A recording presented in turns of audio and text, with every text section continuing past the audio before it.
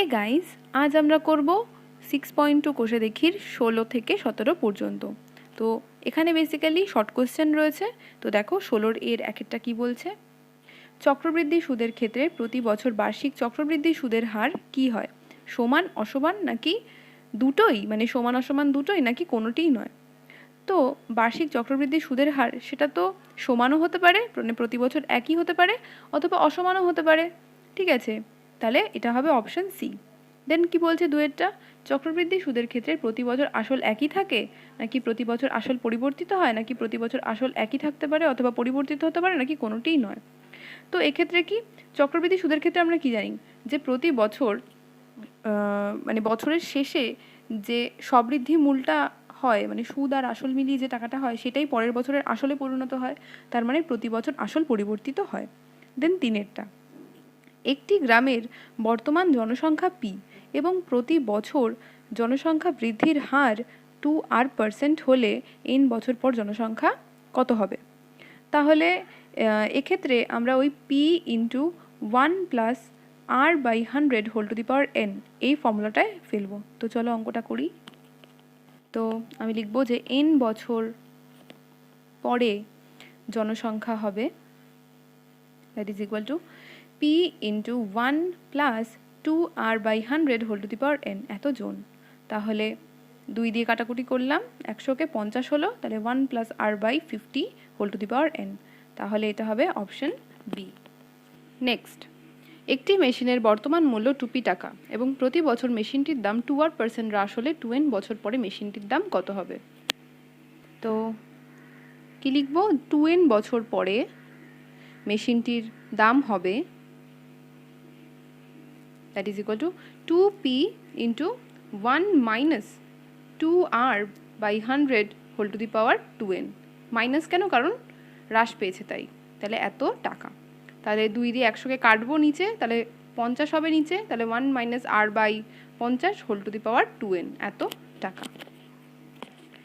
Next, এক ব্যক্তি একটি ব্যাংকে 100 টাকা জমা রেখে 2 বছর পর সমূল চক্রবৃদ্ধি পেলেন 121 টাকা। বার্ষিক চক্রবৃদ্ধি সুদের হার কত। তাহলে এক্ষেত্রে আমাকে ধরে নিতে হবে যে ধরি বার্ষিক চক্রবৃদ্ধি সুদের হার 8%, আর সেটা দিয়েই আমাকে সমূল চক্রবৃদ্ধিটা বার করতে হবে, অ্যান্ড যেটা প্রশ্নে বলে দিয়েছে সেটার সাথে তুলনা করতে হবে। তো চলো, তো ফার্স্টেই আমি লিখব যে ধরি চক্রবৃদ্ধি সুদের হার দ্যাট ইজ ইকুয়াল টু 8%, দেন 2 বছর পর সমূল চক্রবৃদ্ধি that is equal to 100 into 1+r/100 তার হোল স্কোয়ার এত টাকা। তাহলে শর্তানুসারে 100 ইন্টু 1+r/100 তার whole square that is equal to 121, যেটা আমাকে প্রশ্নে বলে দিয়েছে। তাহলে 1+r/100 তার whole square that is equal to 121/100। তাহলে 1+r/100 এখানে স্কোয়ারটা ওদিকে রুট হয়ে যাবে,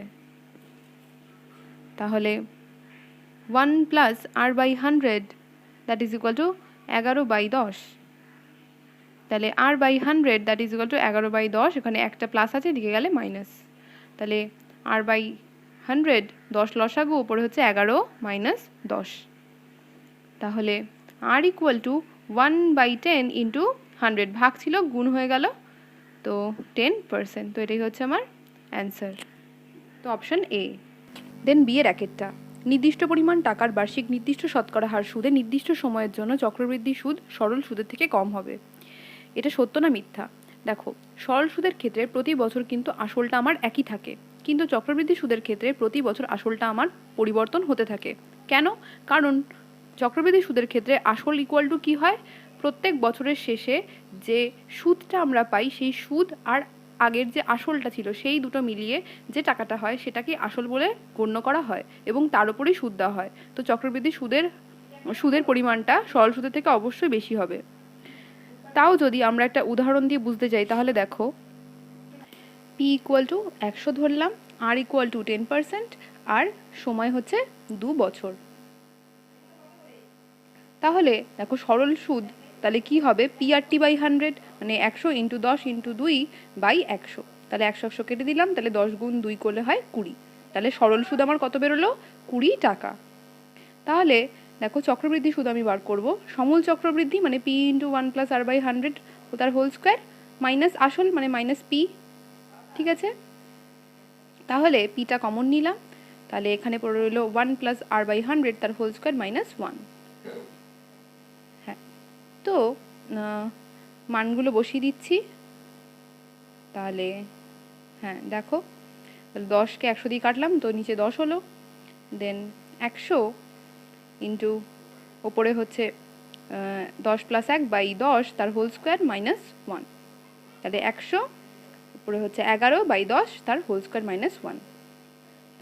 তাহলে এখানে হবে 100 ইন্টু নিচে হচ্ছে 100 লসাগু আর উপরে 121 মাইনাস 100, তাহলে 100 ইন্টু উপরে হচ্ছে বিয়োগ করলে 21 আর নিচে 100 100 কেটে গেল, তো 21 হলো। তাহলে ওখানটায় সরল সুদ বেরিয়েছে 20 টাকা আর এখানে বেরিয়েছে চক্রবৃদ্ধি সুদ 21 টাকা। তার মানে চক্রবৃদ্ধি সুদটাই সরল সুদের থেকে সবসময় বেশি হবে যদি আসল সময় আর চক্রবৃদ্ধি সুদের হার মানে সুদের হার এই তিনটে সেম হয় দুটোর ক্ষেত্রে, তো এটা মিথ্যে হবে। নেক্সট, চক্রবৃদ্ধি সুদের ক্ষেত্রের নির্দিষ্ট সময় অন্তর সুদ আসলের সঙ্গে যুক্ত হয়, সেই কারণে আসলের পরিমাণ ক্রমাগত বাড়তে থাকে। তো দেখো, এটা তো হয়ই চক্রবৃদ্ধি সুদের ক্ষেত্রে যে নির্দিষ্ট সময় অন্তর আসলের সাথে সুদ যোগ হয়ে যায়, তো অবভিয়াসলি এর জন্য আসলের পরিমাণটাও বাড়তে থাকবে, তো এটা হচ্ছে সত্য। সি এর একেরটা, নির্দিষ্ট পরিমাণ টাকার বার্ষিক নির্দিষ্ট শতকরা হার সুদে 1 বছরে চক্রবৃদ্ধি সুদের পরিমাণ এবং সরল সুদের পরিমাণ ড্যাশ। তো দেখো, আসল এবং সুদের হার এবং সময় এই তিনটে যদি সেমই থাকে তাহলে আমরা জানি যে চক্রবৃদ্ধি সুদের পরিমাণটা সরল সুদের থেকে বেশি হয়। কিন্তু যদি সময় 1 বছর বলে দেওয়া থাকে এবং এখানে কোনো সুদের পর্ব বলে দেয়নি, তাই সেক্ষেত্রে চক্রবৃদ্ধি সুদের পরিমাণ এবং সরল সুদের পরিমাণ দুটোই সেম থাকবে। তাও যদি একটা এক্সাম্পলের সাহায্যে তোমরা বুঝতে চাও, তো দেখো, তো জাস্ট আমি ধরে নিচ্ছি যে পি ইকুয়াল টু 100 টাকা, আর ইকুয়াল টু 10% আর সময় ইকুয়াল টু 1। এটা তো বলে দিয়েছে সময় ইকুয়াল টু 1 বছর, তাহলে সরল সুদ কত হবে? 100 ইন্টু 10 ইন্টু 1 বাই 100, তাহলে 100 কেটে গেল, তাহলে 10। তোমরা অন্য কিছু ধরেও করতে পারো, শুধু সময়টা 1 বছর রাখতে হবে। তাহলে চক্রবৃদ্ধি সুদ equal to 100 into 1 plus 10 by 100 whole to the power 1 minus 100। তাহলে 100 কমন নিয়ে নিলাম, দেন 10কে 100 দিয়ে কাটলাম, নিচে 10 হলো, তাহলে 1 plus 1 by 10 whole to the power 1 minus 1। তাহলে 100 ইন্টু এখানটা হচ্ছে 11 বাই 10 মাইনাস 1, তাহলে 100 এখানটা 10 হচ্ছে লসাগু, দেন 11 মাইনাস 10, দেন 100 ইন্টু 1 বাই 10, তাহলে কাটলাম 10 হলো, তাহলে এখানেও 10 টাকা ওখানেও 10 টাকা, তার মানে সমান হবে। নেক্সট, সময়ের সঙ্গে কোনো কিছু নির্দিষ্ট হারে বৃদ্ধি হলে সেটি ড্যাশ বৃদ্ধি, সেটি সমাহার বৃদ্ধি। আচ্ছা, তারপরে সময়ের সঙ্গে কোনো কিছু নির্দিষ্ট হারে হ্রাস হলে সেটি সমাহার ড্যাশ, সমাহার হ্রাস। তো দেখো 17 র্যাকেটটা কি বলছে, 400 টাকার 2 বছরে সমূল চক্রবৃদ্ধি 441 টাকা হলে বার্ষিক শতকরা চক্রবৃদ্ধি সুদের হার কত তা লিখি। তাহলে প্রথমেই লিখব যে ধরি বার্ষিক শতকরা চক্রবৃদ্ধি সুদের হার that is equal to R%। 2 বছরে সমূল চক্রবৃদ্ধি that is equal to 400 into 1 plus R by 100 তার হোল স্কোয়ার, এত টাকা। তাহলে শর্তানুসারে এটাই তোমাকে বলে দিয়েছে, তাহলে 400 ইন্টু 1 প্লাস R বাই 100 তার whole square that is equal to 441 টাকা। তাহলে 1 প্লাস R বাই 100 তার হোল স্কোয়ার, এখানে 400টা গুণ আছে, ওদিকে গেলে ভাগ হয়ে যাবে, তাহলে 441 বাই 400। তাহলে এখানটায় হচ্ছে 1 প্লাস R বাই 100, এখানে স্কোয়ার আছে, এদিকে গেলে রুট হয়ে যাবে, তাহলে রুট ওভার 441 বাই 400। তাহলে এখানটায় 1 প্লাস R বাই 100, তাহলে 441-এর বর্গমূল করলে হয় 21 আর 400 করলে হয় 20, তোমরা করে দেখতে পারো। R by 100 equal to 21 by 20 minus 1, তাহলে R equal to R by 100 equal to, তাহলে 20 হচ্ছে লসাগু, ওপরে হচ্ছে 21 মাইনাস 20। আচ্ছা, তারপরে হচ্ছে R ইকুয়াল টু 21 থেকে 20 বাদ দিলে হয় 1 বাই 20 ইন্টু 100টা ভাগ আছে, থেকে গেলে গুণ হয়ে যাবে, তাহলে ইন্টু 100, তাহলে 20 পাচ্ছে 100, তাহলে হচ্ছে 5%। নেক্সট, বার্ষিক নির্দিষ্ট শতকরা চক্রবৃদ্ধি হার সুদে কিছু টাকা n বছরে দ্বিগুণ হলে কত বছরে 4 গুণ হবে তা লিখি। তাহলে ফার্স্টেই আমি লিখে নেব যে ধরি সময় হচ্ছে m, যা খুশি ধরতে পারো একটা। তো সুদের হার হচ্ছে 8% আর আসল হচ্ছে p, এত টাকা। তাহলে আমাকে বলেছে n বছরে দ্বিগুণ হয়, তাহলে p into 1 plus r by 100 whole to the power n that is equal to 2p, প্রশ্ন অনুযায়ী, তাই তো? তাহলে 1 plus r by 100 whole to the power n that is equal to 2p by p, গুণ ছিল ভাগ হয়ে গেল। তাহলে এখানটায় 1 plus r by 100 equal to p কেটে গেল উপরে, 2 পড়ে থাকলো, আর টু দি পাওয়ার nটা এদিকে চলে এলো। তাহলে p into 1 plus r by 100 whole to the power m that is equal to 4p বলে দিয়েছে, কত বছরে হচ্ছে 4 গুণ হবে। তো দেখো, তাহলে 1 plus r by 100 whole to the power m that is equal to 4p by p। তাহলে এটার মানটা বসিয়ে দিই 1 প্লাস r বাই 100-এর, তাহলে বসিয়ে দিলাম, তাহলে ইকুয়াল টু 4। তাহলে এখানটা লেখা যায় 2 to the power m by n, সূচক অনুযায়ী, তাই তো? তাহলে এখানটায় 4কে কী লেখা যায়, 2 স্কোয়ার, যদি উভয় দিকে তুলনা করি তাহলে m by n equal to 2, তাহলে m ইকুয়াল টু 2n। তো এটাই হচ্ছে আমার অ্যান্সার। নেক্সট, বার্ষিক 5% চক্রবৃদ্ধি হার সুদে কিছু টাকা 2 বছরে চক্রবৃদ্ধি সুদ 615 টাকা হলে আসল নির্ণয় করি। তো আমাকে ধরে নিতে হবে যে ধরি আসল ইকুয়াল টু p টাকা। তো চলো করি। ধরি আসল ইকুয়াল টু p টাকা, তাহলে 2 বছরে সমূল চক্রবৃদ্ধি that is equal to p into 1 plus 5 by 100 তার হোল স্কোয়ার, এত টাকা। তাহলে চক্রবৃদ্ধি সুদ equal to p into 1 plus 5 by 100 তার হোল স্কোয়ার মাইনাস p টাকা। ঠিক আছে, তাহলে পিটা কমন নিয়ে নিলাম, তাহলে 5 দিয়ে 100কে কাটলাম, নিচে 20 হলো, তাহলে এখানটায় হচ্ছে 21 বাই 20 তার হোল স্কোয়ার মাইনাস 1, তাহলে এত টাকা। তাহলে শর্তানুসারে তাহলে p ইন্টু 21 বাই 20 তার হোল স্কোয়ার মাইনাস 1 এত ইকুয়াল টু 615।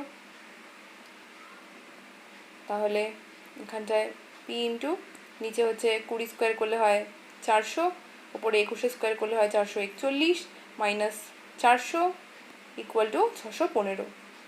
তাহলে এখানটায় p equal to 615 into 400 by হচ্ছে 441 থেকে 400 বাদ দিলে হয় 41, তাহলে 41কে যদি 615 দিয়ে কাটি তাহলে হয় 15।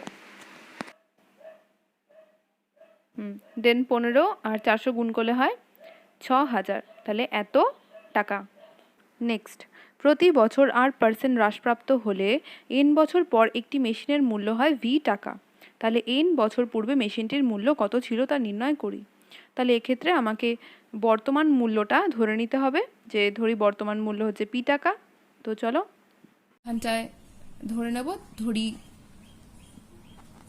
বর্তমান মূল্য হচ্ছে p টাকা।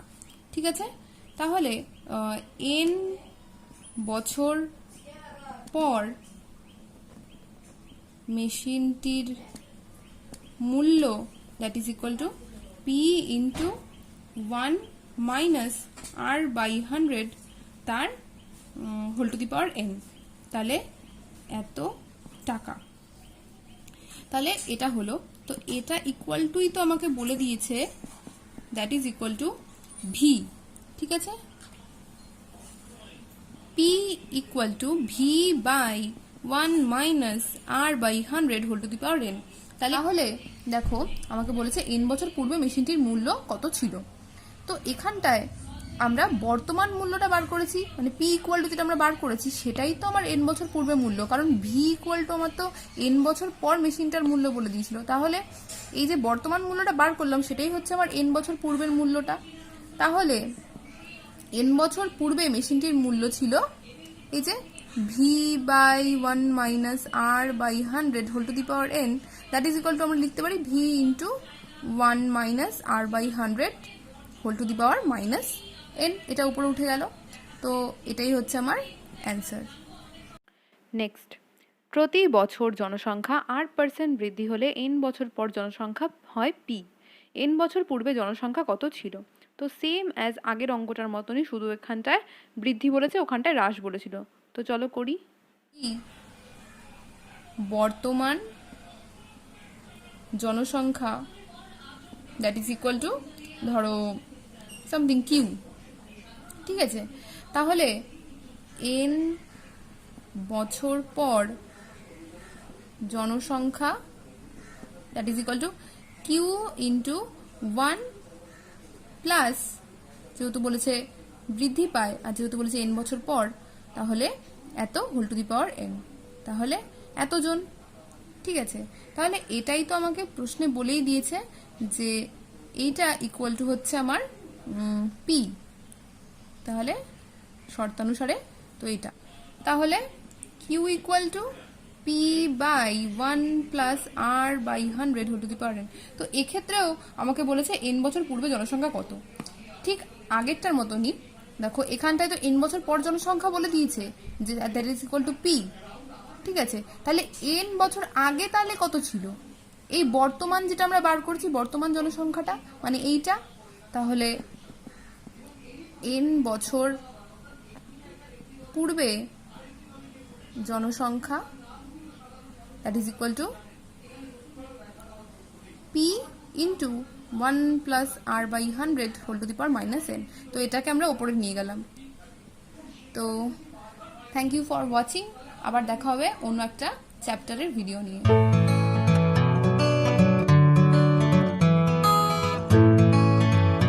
If you like, hit the like button, share with your friends and subscribe my channel.